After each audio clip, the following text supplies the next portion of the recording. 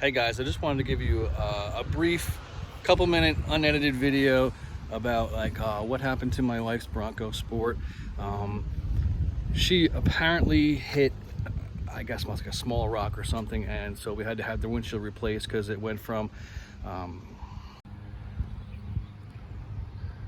it hit up here somewhere on a small rock, and it traveled down and it started cracking, and it started within like a couple of days. It probably went about 15-16 inches down the windshield, and it just kept going.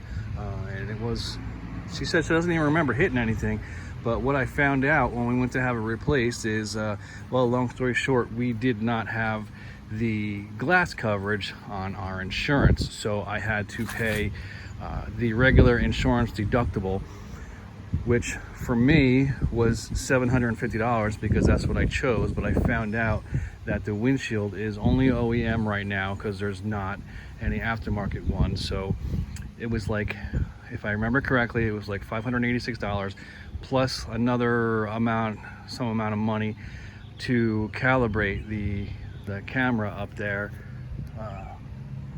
So in all, it came out to like $900 and something, but I only had to pay $750. But I did find out that this glass is super thin. I don't know, I'm not a glass expert, so I can't, validate that, but he said it was like super thin, like 2-layer glass compared to other cars that are out there today. So just be careful if you get like a little crack or anything, like you hit a rock, because it's just going to keep cracking down the line. All right, see you guys in the next video.